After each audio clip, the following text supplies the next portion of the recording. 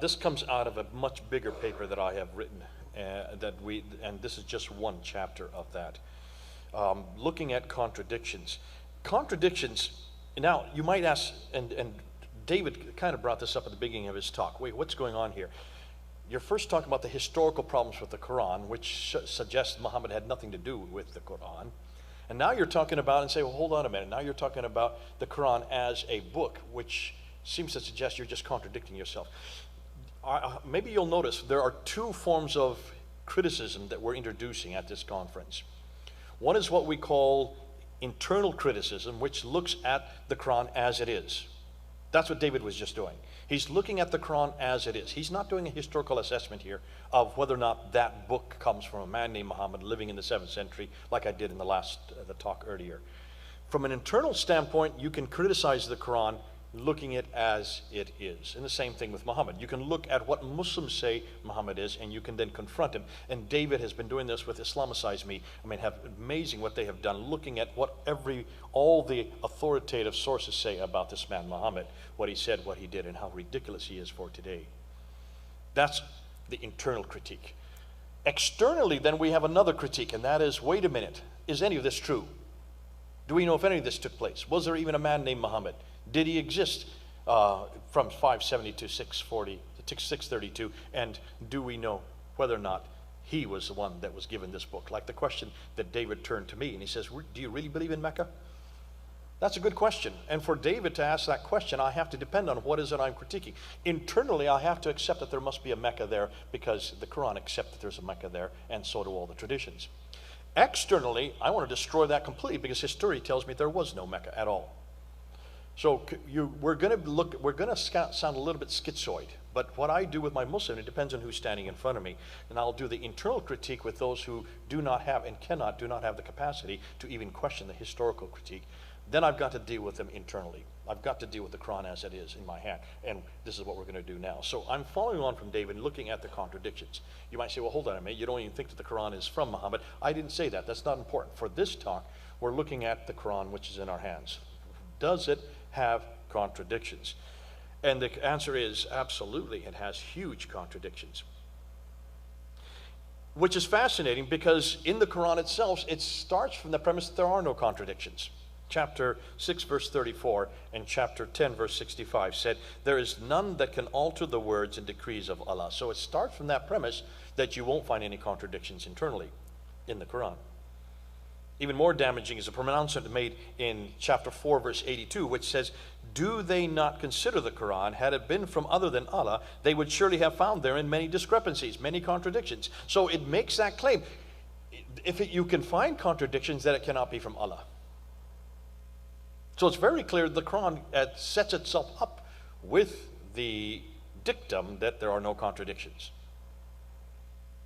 Muslims authorities therefore try to explain the contradictions that do exist. Listen, there are about 225 contradictions. Oh, hold on a minute. It depends on who you're talking about, because we even have even some Muslim scholar, Jalaluddin, numbers the contradictions between 5 to 500. Others say there are about 225. So even Muslims themselves don't know how many contradictions. The paper that we're going to give you tomorrow, I've listed about 50 contradictions, and some of those I'm going to go through today. But what's fascinating is Muslims themselves don't even know where these contradictions are, but they do know that they are aware there are contradictions. So what they have done is they have built a law of abrogation into the Quran, chapter 2 verse 106 and chapter 16 verse 101. 106 and verse 108 and 16 verse 101. Some would also add chapter 17 verse 86, which say we substitute one revelation for another. Chapter 16 101 goes into more in clarity. If it were our will, we could take that away, that which we have sent thee by inspiration. That's chapter 17 verse 86, excuse me. Or we could substitute. What does it mean by substitute one with the other? That which we give would be mansuk. That's the word they give. Mansuk means weak. We substitute it with something which is stronger or better, nasik. So nasik always abrogates mansuk. Mansuk would be your Meccan surahs, nasik would be your Medinan surahs. And that's how most Muslims explain it. That when you look at these different periods or areas of the Quran, you really have two gradations based on two cities. Which is fascinating because though the Medinan surahs are at the beginning of the Quran, the Meccan surahs come later. It's the Mansukh surahs in Mecca which are actually the earlier in time, revealed to Muhammad between 610 and 622. And it was only from after 622 that he moved into, actually it's your other direction, that from 622 then he moved in and moved to Medina. If that is the case, then you need to ask your Muslim friends, how can you have contradictions within a 22-year period? What's the answer to that? Muslims will say that these are nothing more than progressive revelation. Now, where do you think they got that from? Where does progressive revelation come from? That's a biblical academic term. That's what most Bible scholars talk about when they're referring to what's happening in the Old Testament versus what's happening in the New Testament. And there are many seeming contradictions between the old and the new, am I correct? Especially on the one with violence. I'm surprised no one brought this up yesterday when we were talking about peace. Because when you look at peace in the New Testament and the violence in the Old Testament, you seem to have a contradiction between the two testaments. And many Muslims will bring this up to you, and they'll say, how can you deal with this seeming violence? Well, not seeming, it is very violent, and seeming peace in the New Testament. Does God contradict himself? Did God change his mind? How do you answer that? Probably the easiest answer is going to chapter 5 just chapter 5 of Matthew. Matthew chapter 5. I love Matthew chapter 5. Because Jesus answers it for us. In verse 17, you have heard it say, for I have not come to destroy the law. That's the Mosaic law, 1400 BC.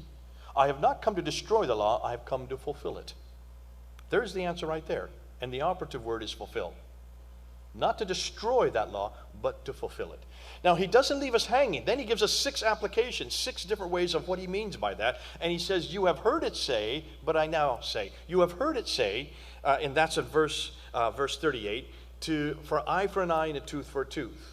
But in verse 39, he says, but I now say. What do you mean, I now say? What's he talking about? Here is a new law. Here is a new covenant. Here is a New Testament. And that's why we call it a New Testament. But I now say, turn the other cheek.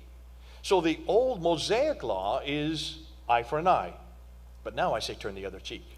For you have heard it say in verse 43, to love your friends and hate your enemies, right? That's the Mosaic law. That's 1400 BC. But I now say to love your enemies. Ooh, I love that. See, that's a much different law. That's a much more difficult law. How do you love your enemies? You won't find in any other revelation anywhere in the world. There is nobody that comes up with that but Jesus Christ. Is it 2 different laws? Yes, it is. It is 2 different laws. And of course Muslims say, well, then what has God done? Has he contradicted himself? Has God changed his mind? What I like to do whenever this comes up, I like to use my own 3 sons. I have 3 sons, and at one time one was 6 years old, one was 12 years old, and the other was 16 years old. Don't ask me why. We don't plan a thing in my family. But 6, 12, 16. Now, I look at myself and I say, look at my sons and look at the way I treat my sons. My 6-year-old, they're in London. I don't let him go outside the door, because if he goes out this door as a 6-year-old, he'll be hit by a bus and he'll be killed. So I have rules and regulations for him that are very stringent. I want to protect him. I say this, that, the other. I don't do this, don't do that. I am a good father. I have laws for him to protect that 6-year-old son. And that's much like the Mosaic period in 1400 BC. Here you had the Israelites. They'd been for 400 years in captivity. They are now coming out. They're hitting all these other people they've never come across before. God needs to protect them. So he has rules and regulations to maintain that security, but also to eradicate any other influence from outside, because anybody can control these children. So they're so naive, like my naive son who's 6 years old. So they need a whole set of laws that's different than my 12-year-old. See, my 12-year-old, I let him go all over London by himself.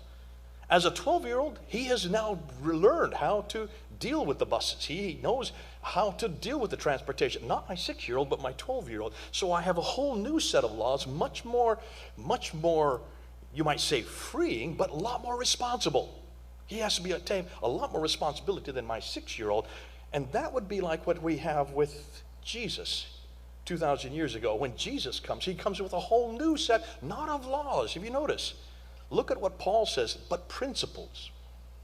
These principles that you see all the way through Paul's letters, the principles he used in Galatia, he doesn't say in Ephesus. The principles he used in Ephesus, he doesn't use in Philippi. And the principles he used in Philippi, he certainly doesn't use in Rome. The principles are contextualized depending on where he is. These principles from the 1st century AD are still applicable today. That's the beauty of this new covenant, this new testament. Now, the question is, God had one law for Moses and one law for the people there in the 1st century. Did God change? Did God change his mind? Who changed? The people changed, like my sons have changed. I, as a father, have 2 different laws for 2 different sons. I haven't changed at all, and I apply both laws simultaneously, for both sons at the same time. I'm not the one that changes. My sons change, just like the children of Israel changed. Now, I have another son over here. He's 16 years old. Here comes 600 years later, after Jesus Christ, another man comes onto the planet, is born, is grown up, and he comes with a whole new set of laws called Sharia law. His name is Muhammad. And take a look at his law. Suddenly it's rules and regulation, how to walk, talk, eat, drink, sleep, 24/7. They're so proud of the fact that they can take care of every area of life, because that's what Sharia law does. It's almost, looking at that law, it's very similar to Mosaic law. When I look at these 2 laws, I say, hold on a minute.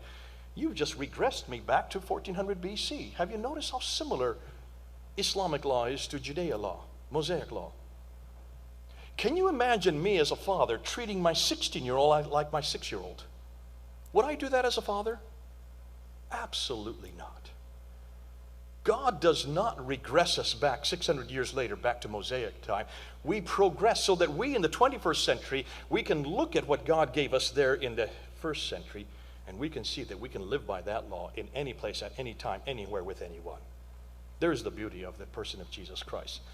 Talk about abrogation. No, God does not abrogate himself. He does not contradict himself. Our God not only fulfills what he promised back there, but he gives us the Holy Spirit, the Paracletos, to make sure that we follow this law. And that's what is applicable today. And there's the beauty of it. Use that as an application and show that God is not contradicting himself. He is actually making even more relevant even today. Now let's look at some of these. I don't know how much time I have. As soon as I assume you stand up, that means I got to shut up, right? Or do I look at, you're looking at her, so I got to listen to you. Okay. I know I've been given half the time of David, so I'll try to keep it to half the time of David. I can actually speak how fast you want me to, but most people don't follow me when I speak fast. You know what my Korean students do? They take me, they record me, and then they take me home, and they put in these special recorders which slow down my voice, so I sound. I have a beautiful baritone voice. I sound beautiful when I hear it, when the Koreans do that. That's the only way they can keep up with me, because they think I talk too fast. I don't think I do. Let's go on. And let's start with some of the, now there's so many. I don't want to go through all of them. I'll just give you some examples of some of these abrogations, these contradictions. And if the words of Allah cannot be changed, Surah 6, verse 34, and verse 115, and chapter 10, verse 6, then how does Allah substitute one revelation for another in the very thing we've just talked about? Surah 2, ayah 106, and Surah 16, ayah 101. Can you see there's a contradiction right there? And just the whole law of abrogation is contradictory by definition. The law of abrogation in Surah 2, ayah 106 contradicts sweeping changes in the Qibla, chapter 2. Also in the pilgrimage, chapter 2, verse 158. In dietary laws, chapter 2, verse 168 to 174.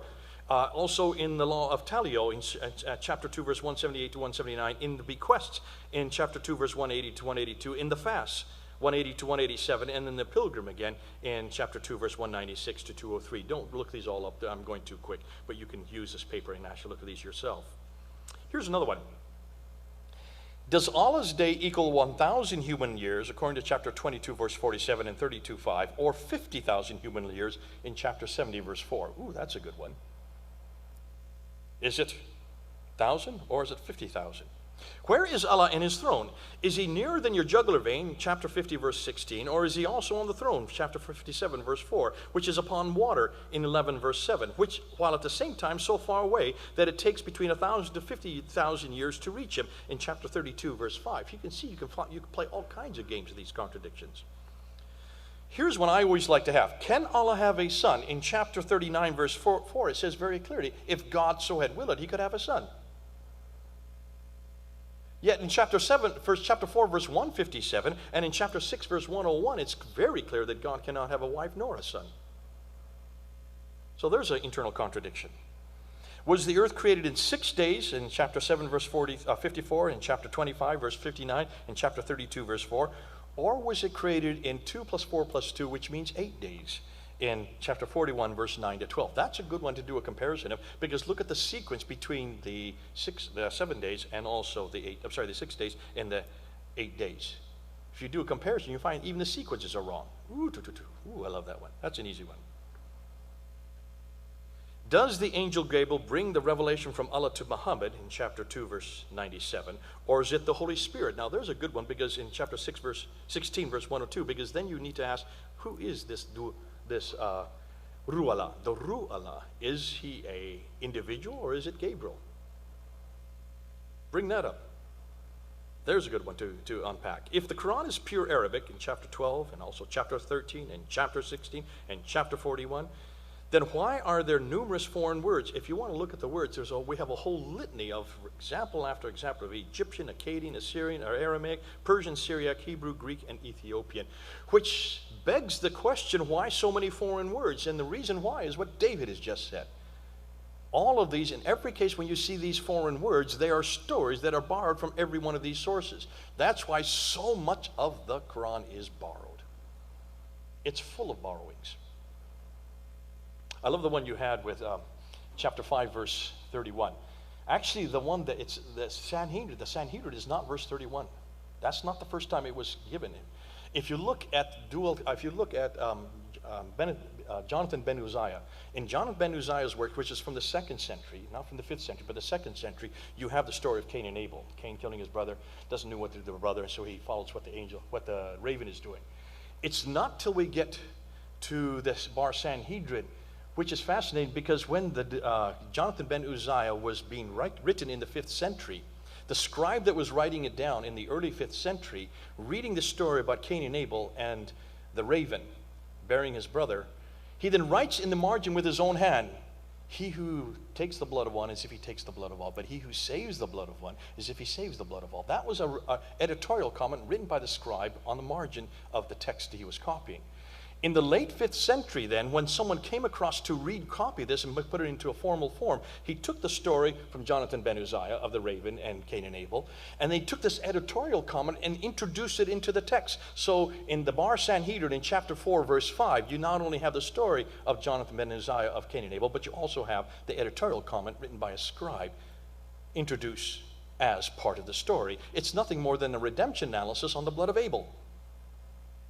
Which is why when they put it into the Quran, did you notice in the Quran, what did they change? The only thing they changed between the Bar Sanhedrin is, O children of Israel. They put, O children of Israel at the top, saying that this is for the children of Israel. And that's why when Obama and many of your pundits, whenever they say this is proof that the Quran is a book of peace, and they always love to quote verse 32. He who takes the blood of one is if he takes the blood of all, but he who saves the blood of one is if he saves the blood of all, without even looking at the very beginning of that surah. Of that ayah. O children of Israel, that's chapter 5, verse 31 and verse 32.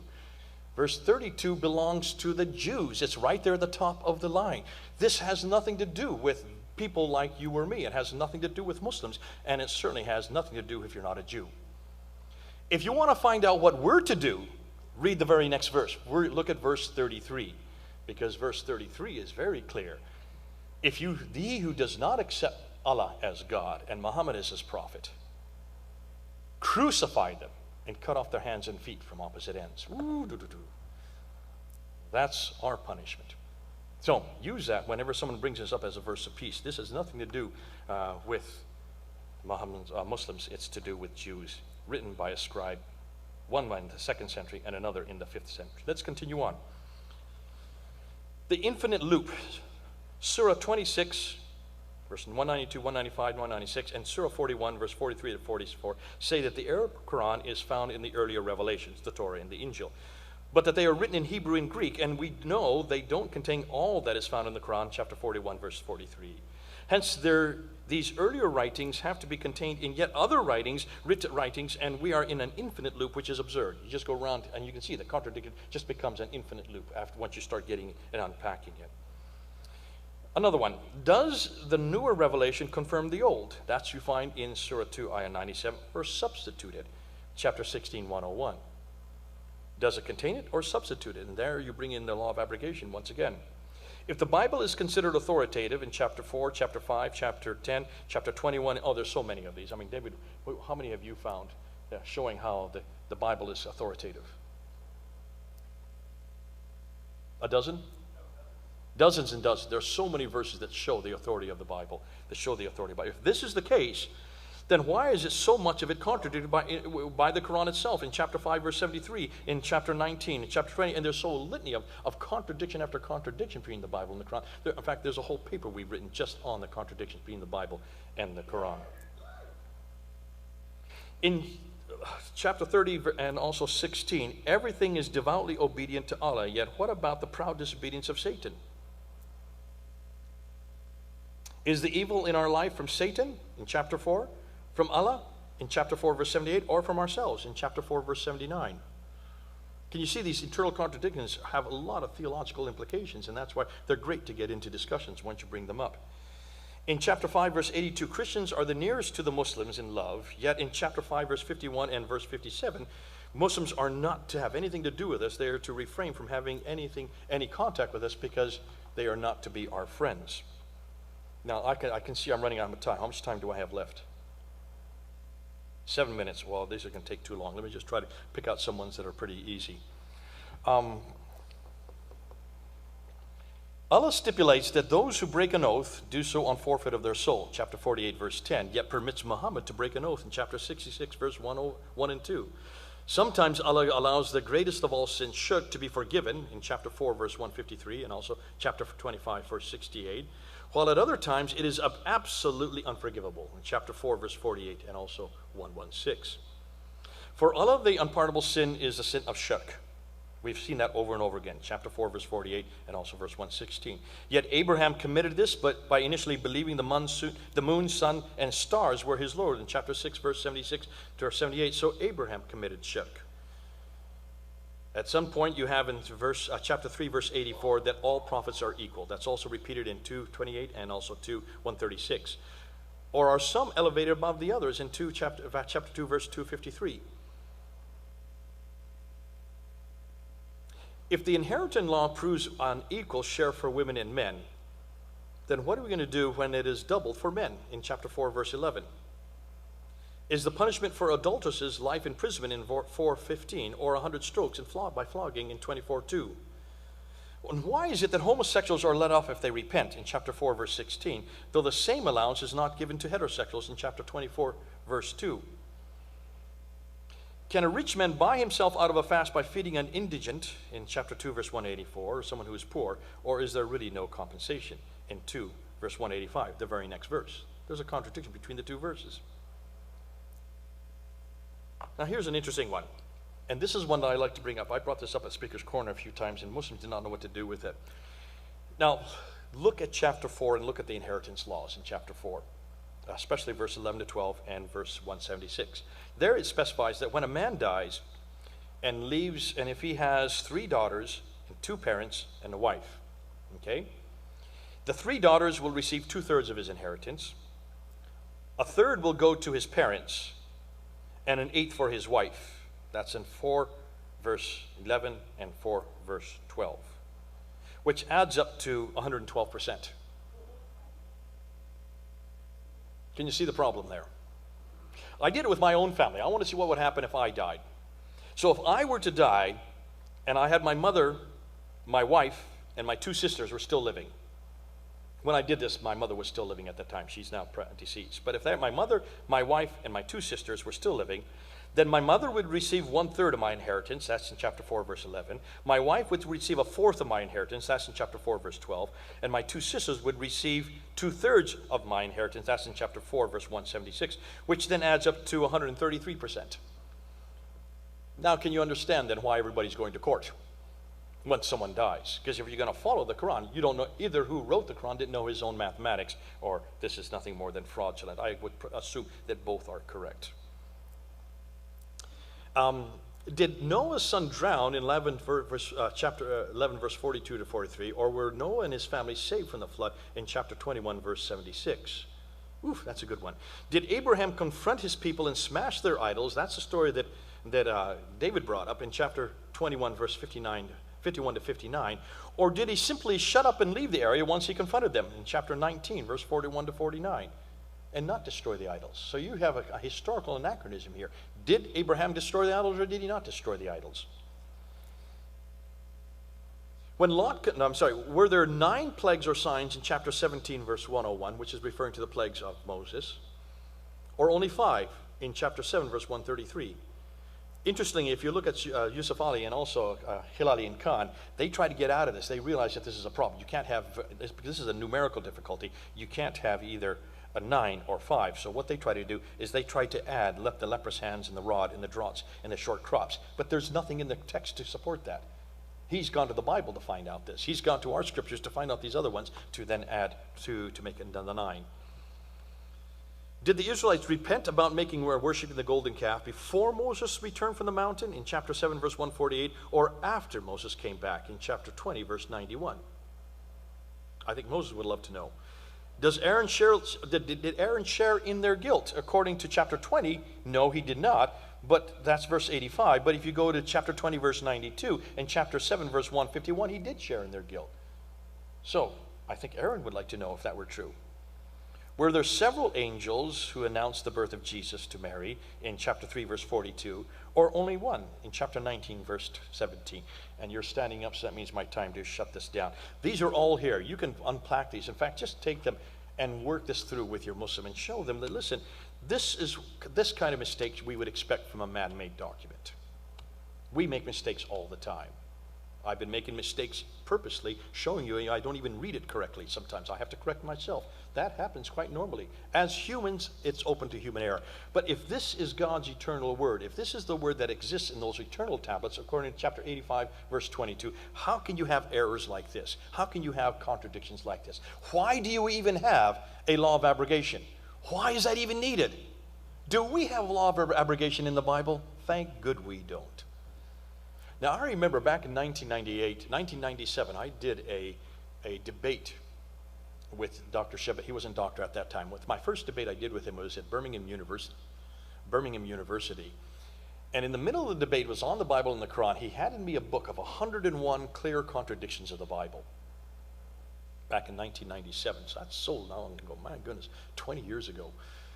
I went back with 3 other friends, and the next year I did another debate with him, and this was in Leicester University when we could do debates. And I handed him back, and the title of his book is 101 Clear Contradictions of the Bible. I handed him back the same paper a year later, 101 Cleared Up Contradictions of the Bible. And you can get it. We'll put it on and we'll give it to you if you want it tomorrow. We went through every one of those contradictions. We found that Shabir Ali and all his friends, because he didn't himself do it, this has been around for about 20 to 30 years, had gone through and they had made 15 mistakes. We found there were you could put them into 15 categories. Sometimes they didn't read the whole text. Sometimes they didn't even read the next verse. Sometimes they had no idea about one word, the definition of a word, or even the definition of a phrase. So we went through every one of them, and we showed right at the very beginning what the mistake was, just in one sentence, and then we unpacked it if you want to get into more in depth.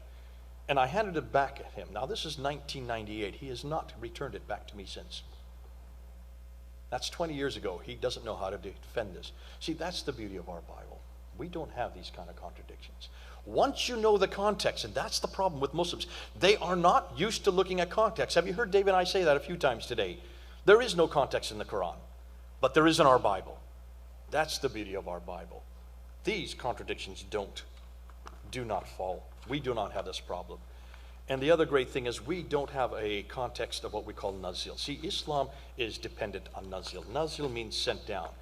The Quran, they believe, was sent down without any human intervention from God via the angel Gabriel to a man named Muhammad. That means there's no intervention at all. Well, we've just given you a smattering of the 225 that we have found. We would never make that claim about the Bible, and yet you can't find even one contradiction. Come on home.